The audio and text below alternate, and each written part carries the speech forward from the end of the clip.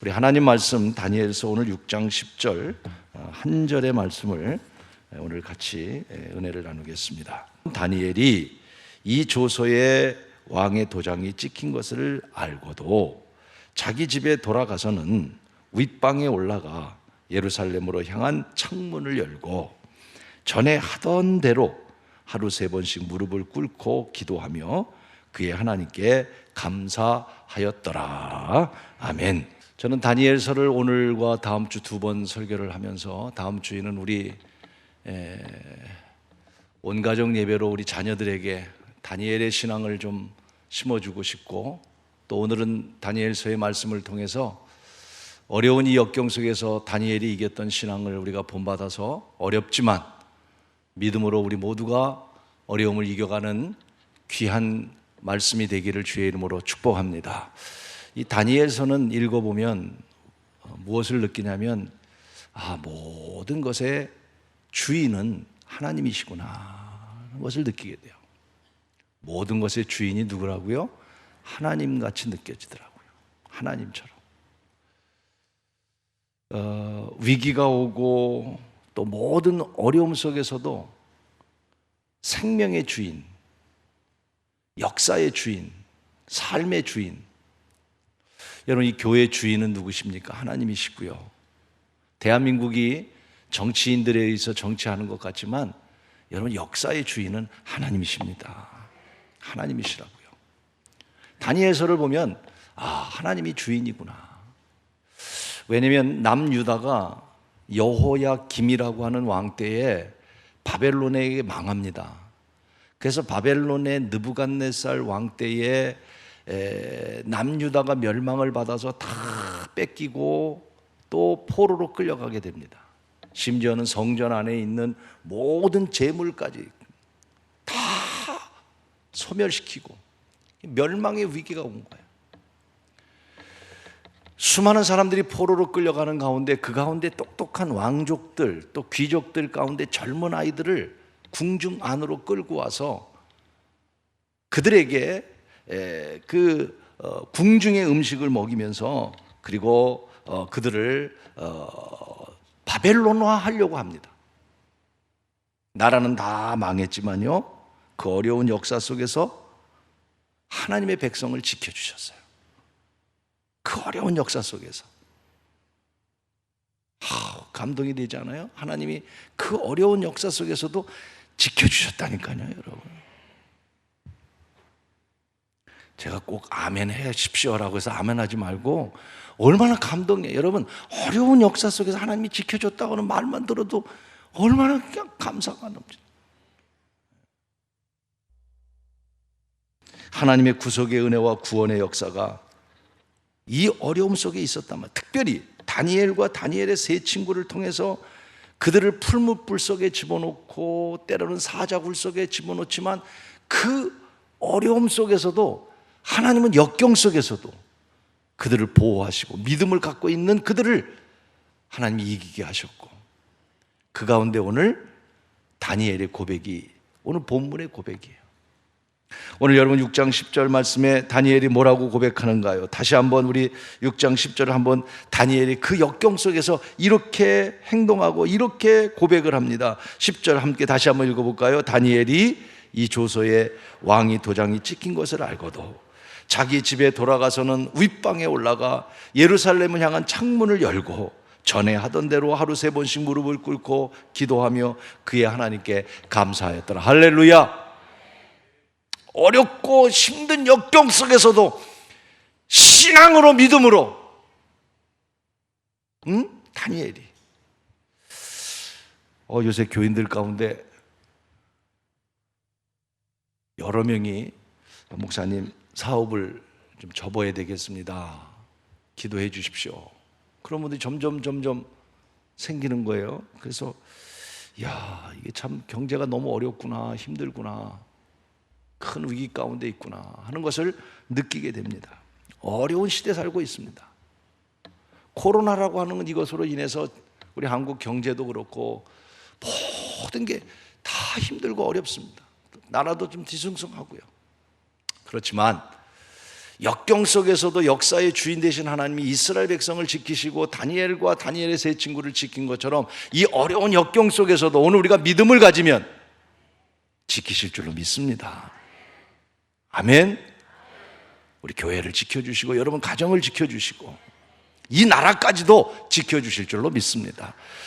저는 다니엘서의 전체 내용 속에서 오늘 다니엘의 그 다니엘서에 나타난 그 역경 속에서 역사하시는 하나님을 보면서 그 어려운 역경 속에서 믿음의 세 장면을 여러분에게 소개를 하면서 이 세 장면의 모습이 이 어려운 시기 속에 가슴 깊이 새기셔서 이 말씀이 역경 속에서도 이길 수 있는 승리의 말씀이 되기를 간절히 축원합니다. 그 첫째가 1장 8절이에요. 1장 8절에 이 말씀을 기억하십시오. 1장 8절 같이 함께 읽겠습니다. 시작. 있습니다. 다니엘은 뜻을 정하여 왕의 음식과 그가 마시는 포도주로 자기를 더럽히지 아니하리라 하고 자기를 더럽히지 아니하도록 환관하여 다니엘이 뜻을 정하여 왕의 음식과 그가 마시는 포도주로 자기를 더럽히지 아니했다. 다니엘이 뜻을 정하여 왕이 정해진 음식을 보면서 자기를 더럽히지 않았다. 뜻을 정했다고 하는 거예요. 뜻. 첫째로 여러분 역경 가운데 뜻을 정하는 믿음의 결단이 있기를 바랍니다. 어려울수록 우리가 뜻을 정하는 거예요. 하나님께 뜻을 정하는 거예요. 자기를 더럽히지 않는 거예요. 믿음의 결단을 하는 거예요. 이 다니엘과 세 친구가 바벨론에 끌려왔습니다. 근데 이 다니엘의 세 친구를 보니까 1장 4절에 보니까 흠이 없고 용모가 아름다우며 지혜와 지식이 있고 학문에 익숙한 자였다, 이렇게 표현하고 있어요. 다니엘과 다니엘 세 친구는 한마디로 말하면 엘리트예요. 그래서 그들을 궁중 안에 끌고 들어와서 3년 동안 그들을 바벨론화 시키는 거예요. 음식도 바벨론의 음식을 먹이고, 그리고 궁중 안에서 이제 3년 동안 그들을 문화를 가리키면서 언어를 갈대아 언어를 가리키면서 바벨론화 하는 거예요. 얼마나 기회예요. 남들은 다 포로로 끌려가고 다 죽고 종살이하고 그러는데 나는 특별히 궁중 안에 편안하게 살 수 있는 그런 환경이 됐지만 다니엘과 다니엘 세 친구는 뜻을 정하고 나를 더럽히지 아니하리라. 오늘 여러분 이 어려운 시대 속에서 오늘 우리 믿음의 성도들이 첫 번째 가져야 될 첫 번째 신앙은 뭐냐면 좀 뜻을 하나님께 정하고 나도 믿음으로 살리라고 하는 좀 우리 믿음의 결단을 갖고 이 역경을 우리 함께 이겨갈 수 있기를 간절히 축원하는 것입니다. 그러자 다니엘의 세 친구가 환관장에게 그렇게 얘기하죠. 열흘 동안 채소와 물만 우리가 먹을 테니 열흘 후에 그들보다 우리의 모습이 초라하다면 궁중의 음식을 먹겠다. 그러나 그렇지 않으면 우리는 우리의 몸을 더럽히지 않을 테니 우리를 시험해 달라.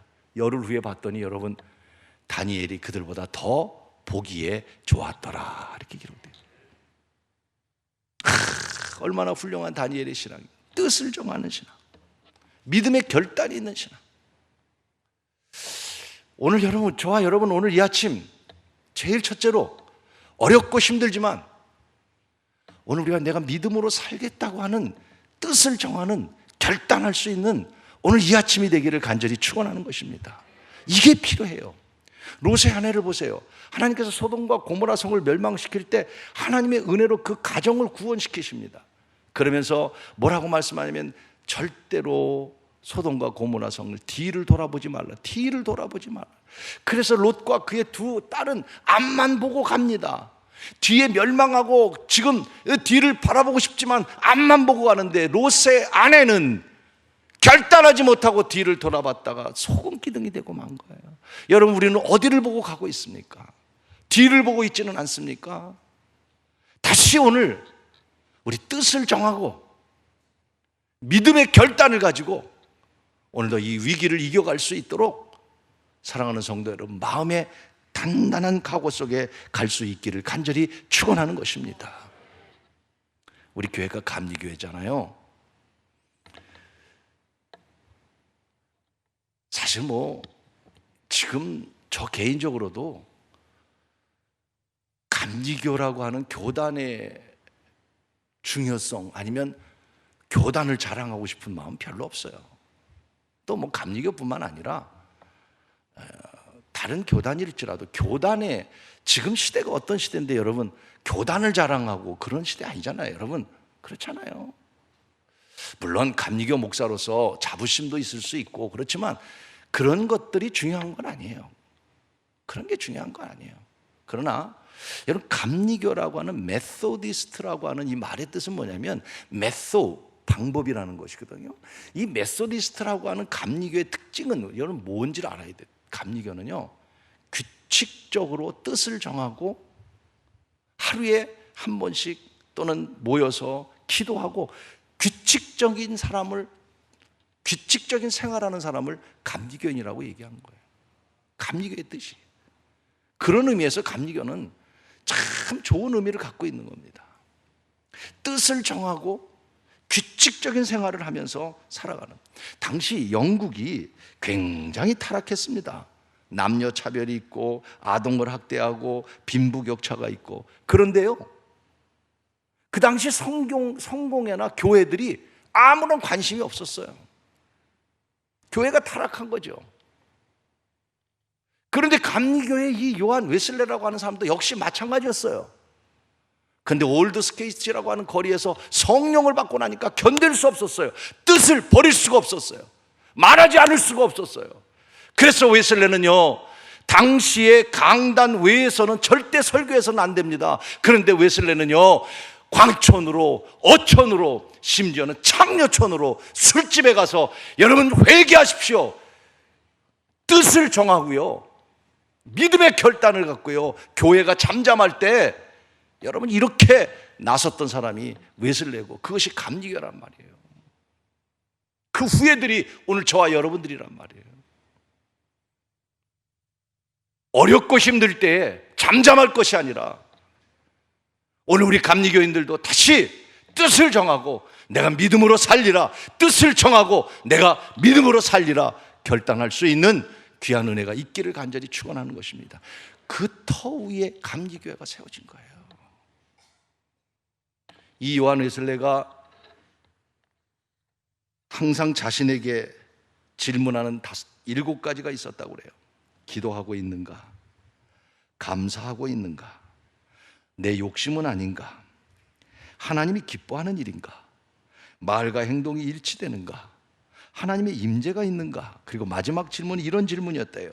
옳은 일을 하지 못할 만큼 내가 두려워하고 있지는 않는가? 당시 상황이 이 성공회와 캐톨릭에 의해서 통제를 받기 때문에 어떤 결단을 하는 것이 이 타락한 세상을 향해서 외친다고 하는 건 쉬운 일이 아닌데 내가 그것이 두려워서 내가 말 못하고 있지는 않은가? 그러면서 웨슬레는 담대하게 뜻을 정하고 외친 것이 이 감리교의 뿌리가 됐다고 하는 거예요. 그래서 우리 감리교는 사회운동을 많이 하게 된 동기가 된 것입니다. 여러분. 사랑하는 여러분, 어려울 때일수록 우리가 뜻을 정하고 믿음의 할 말을 할 수 있어야 되고요. 행동을 해야 되는 것입니다. 벙어리가 돼서는 안 되는 거예요. 우리 역사책이 아니라 역사책인가요? 우리 어렸을 때 그 배운 책에 보면 이런 내용이 있죠.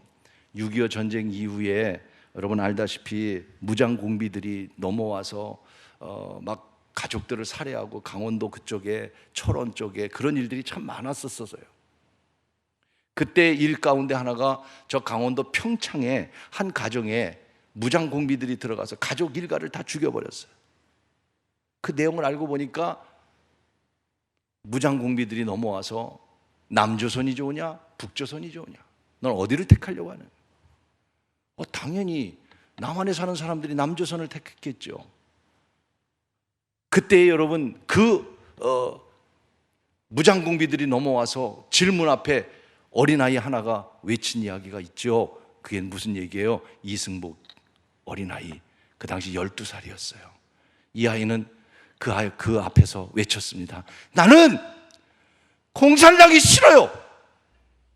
이 말 한마디예요. 이 아이 입을 찢어서 귀까지 찢어 죽였습니다. 우리 그렇게 배웠거든요. 근데 요새 역사를 찾아보니까요, 그것이 조선일보에 실려서, 그것이 한국일보인가요? 조선일보인가? 거기 실려서 이제 이 역사로 이렇게 알았는데, 지금에 와서는 어떻게 해석이 되냐면 그것은 실화의 얘기가 아니다. 그래서 이 내용이 없어졌어요. 그럴 수 있다고 생각합니다. 하나의 가공해서 만들어낸 이야기라고도 얘기할 수도 있을 수도 있다고 저는 생각합니다. 그렇지만 여러분, 나는 오늘도 외치고 싶어요. 나는 이승복 어린이처럼 외치고 싶어요. 공산당은 싫어요. 공산당은 싫어요. 말할 수 있어야 돼요. 우리는 어떤 일을 할 때 여러분, 우리가 역경 속에서 뜻을 정하고 믿음의 결단을 할 수 있는 우리 그리스도인들이 되어야 되지 않겠는가? 어렵고 힘들지만 사랑하는 여러분, 바라곤 합니다. 뜻을 정하는 믿음의 결단이 오늘 첫째로 여러분 가슴속에 있기를 주의 이름으로 축원하는 것입니다. 두 번째로는 3장 8절인데요. 3장 8절 말씀을 보면 같이 한번 읽어보겠습니다. 3장 8절에 그렇게 하지 아니하실지라도 왕이여 우리가 왕의 신들을 섬기지도 아니하고 왕이 세우신 금 신상에게 절하지도 아니할 줄을 아옵소. 우리 잘 아는 말씀이죠. 그리하지 아니하실지라도, 찬양도 있잖아요. 그리하지 아니하실지라도 왕이여 우리는 왕의 신들을 섬기지 않겠습니다. 이 말은 뭐냐면요, 여러분 느부갓네살 왕이 금 신상을 만들어 놓고 다 절하라는 거예요. 절하지 않으면 모두가 풀무불 속에, 그 뜨거운 불 속에 집어넣겠다는 것이죠.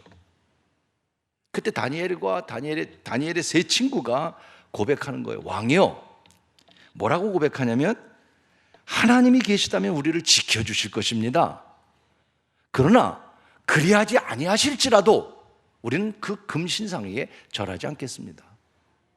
하나님이 지켜주실 것입니다. 그리하지 아니하실지라도, 이 말은 하나님이 지켜주지 않아도 그 뜻이 아니라 하나님이 지켜주실 것을 확신합니다. 그러나 하나님이 지켜주시는데 내가 풀무불 속에 들어가서 타는 한이 있어도 나는 절대로 어떤 환경 속에서도 하나님을 버리지 않겠습니다. 여러분, 우리 이 신앙, 우리가 함께 이 역경 속에서 함께 소유하자는 거예요. 하나님이 지켜주기 때문이 아니라, 하나님이 지켜주시는 것은 확신하지만 내가 어떤 환경이라도 비겁해지지 않겠다. 너무 멋진 신앙입니다.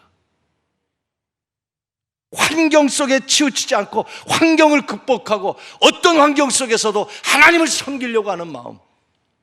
오늘 여러분, 우리 모두가 이 믿음을 갖고 이 역경을 우리 함께 이겨갈 수 있기를 간절히 소원하는 것입니다. 욥을 보세요. 욥은 성경에 뭐라 그러냐면 온전하여 정직하고 하나님을 경외하며 악에서 떠난 사람이에요. 완전 퍼펙트한 사람입니다, 욥은요. 그래서 동방의 의인이라고 말한 거예요. 그럼 그렇게 의롭게 살면 하나님이 축복을 해주시죠. 그런데 사탄은요, 그걸 그대로 두지 않습니다. 하나님도 인정한 욥이었지만 사탄이 하나님을 찾아가서 욥을, 이유가 있습니다. 사탄이 욥을 망하게 만드는, 결국 욥이 어떻게 됩니까? 재산을 다 잃어버립니다. 하루아침에 10명의 자녀가 하루에 다 죽습니다. 자기 몸에는 욕창이 들려서 견딜 수 없는 질병 속에 있습니다. 그 아내는요, 뭐라고 말하냐면 하나님을 원망하고 죽으라고 얘기합니다. 그 어려움 속에서도 욥의 고백은 1장 28절인가요? 욥은 이렇게 고백합니다. 주시니도 하나님이시요 거두시니도 하나님이실진데, 욥은 하나님을 원망하지 아니하고 하나님께 감사하였더라 라고 말씀합니다. 우리가 욥과 같은 신앙이 없을지라도 오늘 우리는 욥의 이 신앙을 보면서, 오늘 우리는 이 다니엘의 세 친구의 신앙을 보면서 오늘 우리 자신을 돌아봅니다. 우리는 작은 환경 속에도 넘어집니다. 조그만 어려움만 있으면 넘어집니다. 하나님이 지켜주실 것을 믿으면서도 우리 환경 속에 이리 흔들리고 저리 흔들리고. 사랑하는 여러분, 우리 다시 한번 어렵지만 그리하지 아니하실지라도 하나님만 경외하겠다고 하는 그런 신앙을 가지고 이 어려운 환경을 우리 교회가, 우리 성도들이 함께 이겨가시는 승리가 있기를 주의 이름으로 축원하는 것입니다. 그래야 되지 않겠습니까? 요새 이슈가 되는 것이 우리 기독교와 사회에 지금 이슈되는 게 동성애와 차별금지법에 대한 이야기잖아요. 여러분께 말씀 많이 드렸고 오늘 오후에도 오셔서 특강을 하는데 여러분 한번 좀 들어보시면 좋을 것 같아요. 왜 우리가 일반적으로 차별금지법 이렇게 말하면 그래 차별하는 거 금지해야지, 이 단어가 그런 생각 때문에 사람들이 국회의원도 모르고 교인들도 잘 모르더라고요. 그런데요, 뭐 다 알 수는 없지만 그 법이 통과되면 엄청난 기독교에는 성경에 위배된 얘기고요, 정말 맞지 않는 얘기입니다. 그래서 우리가 여러 가지로 홍보도 하고 지금 그 일을 하고 있는 거거든요. 그런데 이 차별금지법을 막을 수 있는 길이 있을까? 제가 볼 때는 없습니다. 왜냐하면 워낙 우리 한국이 지금 그 집권당의 숫자가 많기 때문에 그 당에서 이미 그것을 통과시키려고 하고 마음 먹었기 때문에 싸워도 이길 길은 없어요. 그러나 저는 오늘 이 말씀에 비교합니다. 그리하지 아니하실지라도. 아멘. 우리가 이 일을 반대해서 안 통과되면 더 좋지만 통과된다 할지라도 우리가 해야 될 일은 해야 된다, 그 말씀하는 거예요. 그런데요, 지난주에 저는 너무 감동을 받았어요.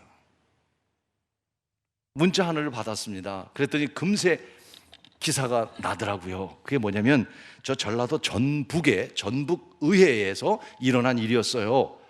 전라도 땅이면 거긴 대부분 민주당이 거의잖아요. 그리고 민주당은 이미 차별금지법을 통과하기로 다 돼 있어요. 응? 그런데 무슨 일이 생겼냐면 그 전북의회에서 차별금지법을 통과시켜야 된다고 한 여자가, 이거 말하기 참 힘드네. 얘기해도 돼. 텔레비전 신문에 다 난 거니까. 정의당의 한 여자가 얘기를 했어요. 통과시켜야 된다. 당연히 통과됩니다. 왜?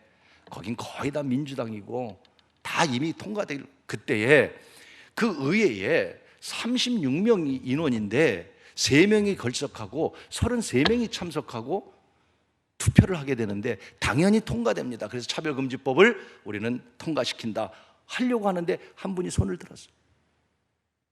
거기에 반대 의견을 내겠습니다. 이분도 나중에 그 얘기를 하면서 절대로 자기 의견이 될 거라고 생각하지는 않고 자기가 신앙인이니까 본인은 민주당원입니다. 민주당원. 그런데도 용기를 내서 그리하지 아니할지라도, 할렐루야, 다니엘과 같은 신앙을 가졌던 거죠. 그 얘기를 합니다. 이 차별법이 얼마나 잘못된 거고 또 사회를 혼란을 일으키는 것이 쭉 설명을 했어요. 당연히 질 거라고 생각하고 표결을 했는데 33명이 표결했는데 한 사람이 기권하고요 11대 21로 부결됐습니다. 할렐루야. 여러분, 저는 그걸 보면서 하나님은 일하시는구나. 하나님이 불가능한 일이에요. 지금 이 차별금지법을 막는 것 불가능한 일이에요.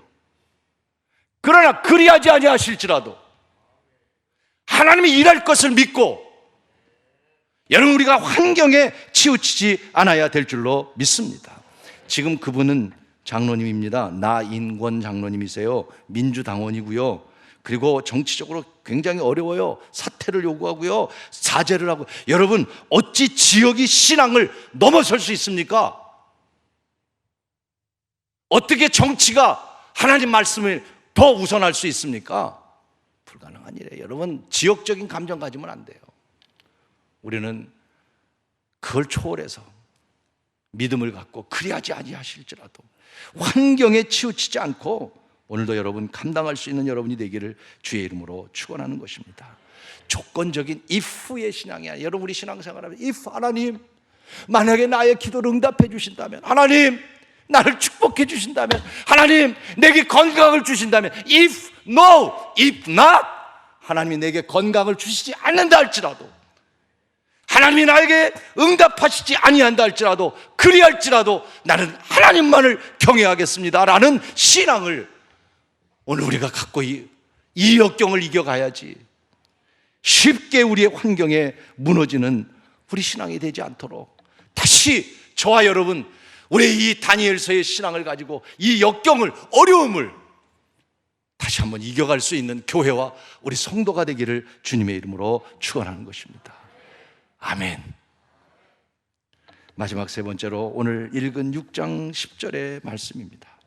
여러분, 이 말씀은요, 다니엘이 느부갈네살 왕의 꿈을 해석해 줍니다.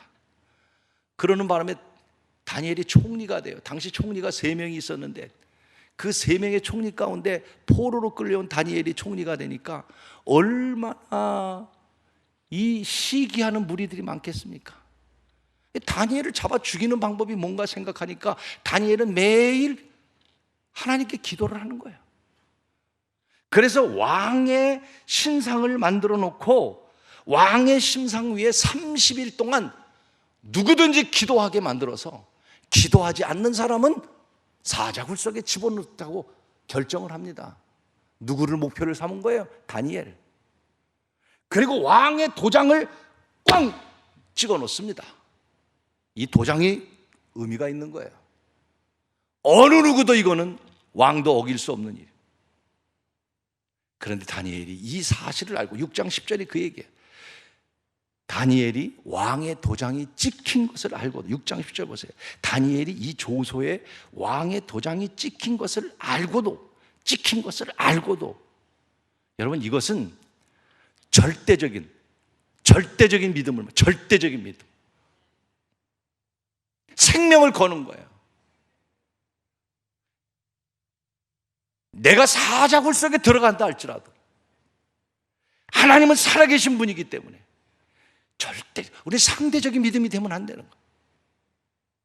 상황에 따라 믿음이 달라지면 안 되는 거예요. 코로나의 위험이 와도 믿음은 지켜야 되는 거예요. 여러분, 이렇게 이겨가야 되는 거예요. 역경은 어려운 일이죠. 힘든 일이죠. 싸워야 될 일이고요. 때로는 생명을 거는 일이고요. 그런 여러분, 이 다니엘의 신앙, 절대적인 믿음, 다음 주에 연결해 말씀드리겠지만 다니엘은요, 윗방에 올라가서 생각해 보세요. 예루살렘을 향하여 창문을 열고, 나 같으면 창문 닫고 하겠네. 여러분, 이게 절대적인 믿음이란 말이에요. 환경을 초월하는 믿음이란 말이에요. 오늘 어렵고 힘들지만 오늘 이 자리에 계신 여러분, 우리 믿음의 성도 여러분, 우리 하나님, 절대적인 하나님 믿고 가시는 우리 모두가 되기를 주의 이름으로 축복합니다. 에스더가 그랬잖아요. 에스더가 민족이 어려울 때 살 길은 에스더가 왕 앞에 가서 어려움을 고백하는 일이고 그 어려움을 건져달라고 하는 일인데, 여러분, 그 당시에 어인이 찍힌 것과 똑같이 왕 앞에 누구든지 왕이 명령하지 않았는데 나오면 모두 쳐 죽이는 거예요. 그럼 에스더가 어떡합니까? 나갈 수가 없는 거죠. 그때 에스더가 여러분 고백한 거 아시잖아요. 죽으면 죽으리라는 마음을 가지고, 이게 절대 믿음이에요. 저는 여러분에게 죽으면 죽으리라는 믿음 말할 자격도 없어요. 그렇게까지 말하고 싶지 않아요. 여러분, 죽으면 죽으리라고 믿음 생활하라고 말하고 싶지 않아요. 그 말하기에는 너무 내가 부끄러워요. 그 말하기는 여러분 듣기도 부끄러워요. 그거는 아닐지라도, 죽는 일은 아닐지라도 여러분 믿음을 지켜야 되지 않겠습니까? 우리 하나님에 대한 그 믿음만은 그래도 가져야 되지 않겠냐 말이죠. 마태복음 9장인가요? 혈루증 앓는 여인의 이야기가 나옵니다. 이 혈루증은 고질병입니다. 만성병입니다. 이 여인은 12년 동안 혈루증을 앓았습니다. 불가능한 일입니다.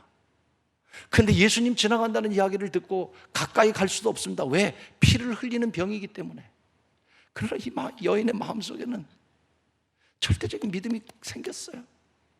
내가 주님의 옷자락만, 내가 주님 앞에 기도는 안 받더라도, 주님의 안수 기도를 안 받더라도 그저 난 주님에 가서 옷자락만 만지면 낫겠다고 하는 믿음. 여러분, 이 믿음을 갖잖아요. 이 믿음. 죽으면 죽으리라는 믿음, 그 믿음은 아니더라도 이 어려울 때 내가 믿음으로 살아야지, 믿음으로 기도해야지, 믿음으로 가야지. 그 믿음을 가지고 우리가 이 역경을 헤쳐나간다면 여러분, 분명히 역경 속에서 승리할 것을 확신합니다.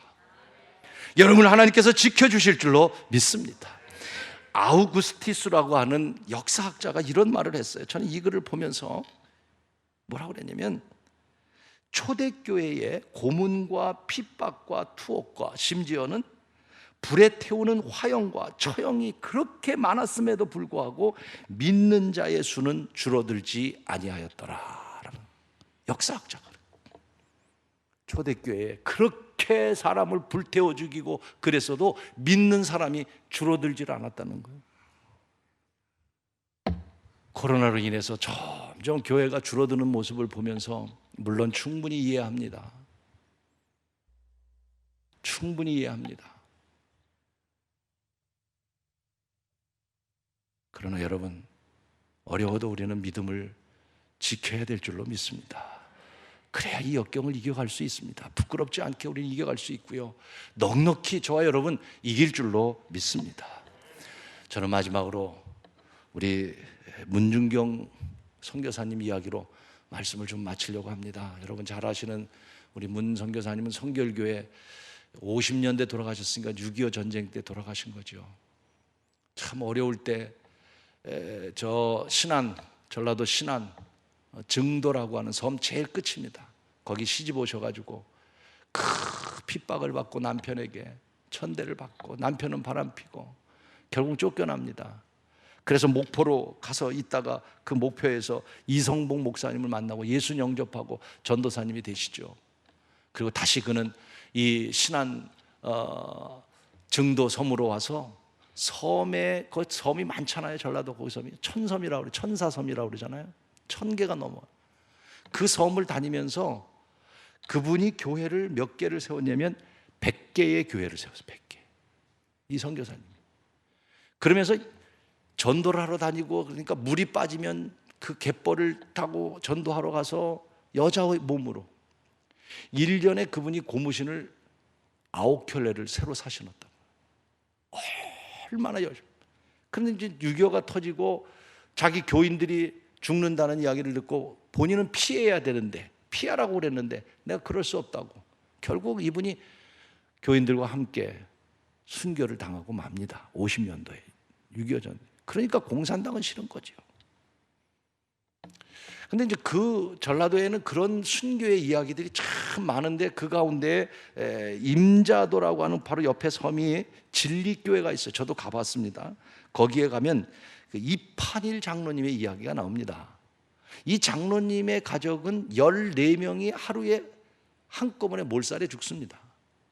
그 동네 청년들이 공산당 완장을 딱 차고 그 당시 기독교인들 다 긁어 모으고, 이판일 장로님 가족 14명도 다 모아가지고 다 대창으로 다 찔러 죽입니다. 다 아는 청년들이 죽이는 거예요.